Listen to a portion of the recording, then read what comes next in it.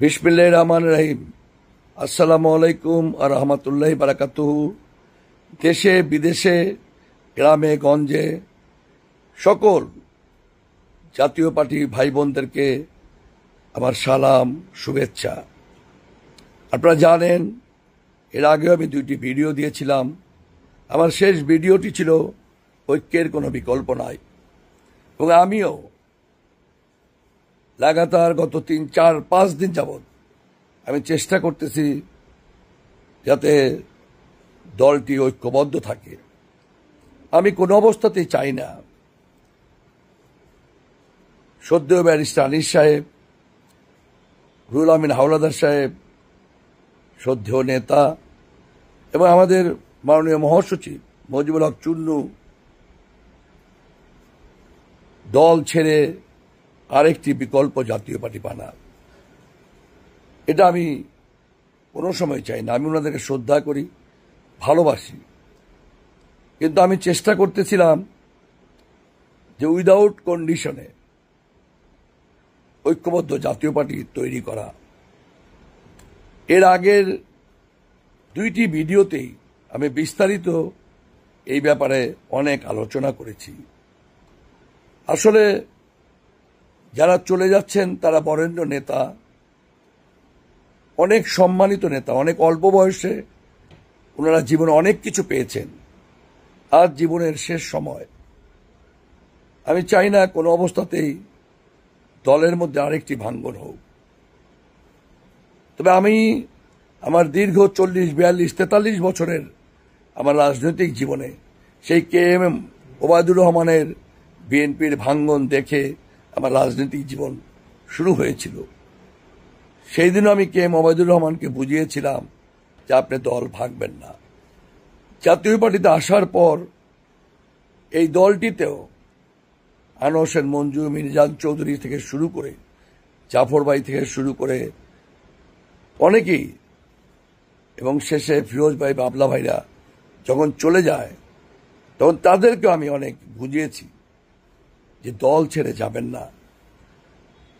এই দলটি এরশাদ এবং এরশাদের নামেই এই দল, এবং জিএম কাদের হচ্ছে এরশাদের ব্লাড, এবং তার যে জ্ঞান বুদ্ধি, অসামান্য সাহস, দৃঢ়তা, ডাইনামিক নেতৃত্ব দেওয়ার গুণ, এই সব কিছু মিলিয়েই তাকে নেতৃত্বের আসনে বসিয়েছে।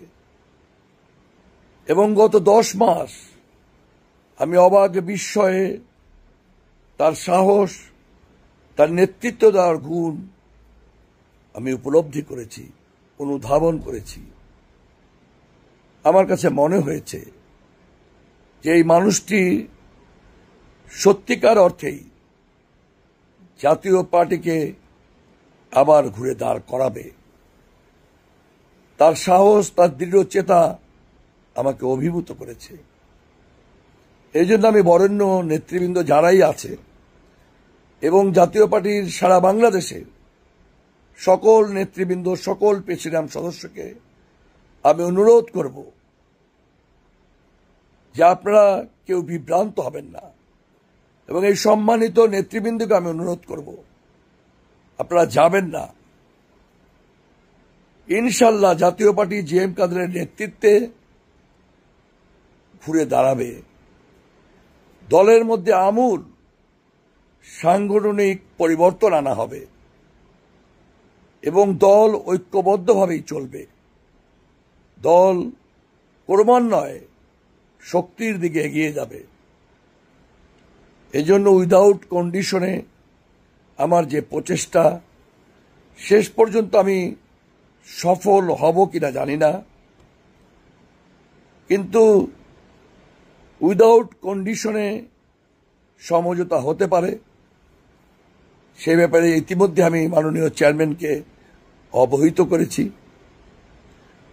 এবং আমার যেই বিজ্ঞ রাজনৈতিক নেতৃবৃন্দ আছেন যারা চলে যেতে চাচ্ছেন তাদেরকে আমি বিনয়ের সাথে বলেছি যে উইদাউট কন্ডিশনে আমি ঐক্যের চেষ্টা করতে পারি, এবং আমার এই প্রক্রিয়ায় সম্মানিত আশুদ ভাই মনির ইসলাম মিলন, অ্যাডভোকেট রেজাউল ইসলাম, লোটন সাহেব, ইমরান সাহেব, খোকাভাই সহ আরো অনেককেই আমি জড়িত করেছি। জাতীয় পার্টিতে অনেকে পছন্দ না করতে পারেন, কিন্তু আমার সাথে কারো বিরোধ নাই। আমি কাউকে রিকোয়েস্ট করলে, কাউকে অনুরোধ করলে আমার বিশ্বাস কেউ তা ফেলতে পারবে না।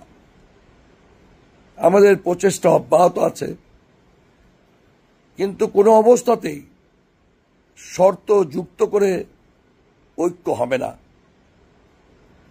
বিনা শর্তে ঐক্য হতে পারে এবং জিএম কাদের দলের শেষ ভরসা। যদি কেউ চলে যান, আমি বিনয়ের সাথে বলছি, লোভ লালসার ঊর্ধ্বে উঠেন। কেউ কাউকে এগিয়ে দেবে না, কেউ কাউকে কোনো সিটও দেবে না। আগামীর রাজনীতি প্রতি মুহূর্ত পরিবর্তন হচ্ছে, কি হবে আমরা কেউ জানি না। আগামীর রাজনীতি কি হতে পারে আমরা কেউ জানি না। তবে জাতীয় পার্টি যদি আমরা জিএম কাদেরের হাতকে শক্তিশালী রাখতে পারি, সারা বাংলাদেশের তৃণমূল জিএম কাদেরের নেতৃত্বে আস্থাশীল, আমরা পেশিতে আমরা আস্থাশীল, এবং যে পেশিতে আমরা, আমার ভাই আমার বন্ধুরা দোটানায় আছেন, সম্মানিত নেতৃবৃন্দ, সবাইকে আমি অনুরোধ করব, আপনারা কোনো ফাঁদে পা দেবেন না। শেষমেশ জিএম কাদেরই কিন্তু সূর্যের আলো হয়ে ধাবিত হবে। আমার 40-42 রাজনৈতিক বছর জীবনের এই বয়স, আমি অনেক ভাঙ্গন দেখেছি। মূল স্রোতের বাইরে যে কেউই টিকতে পারেনি।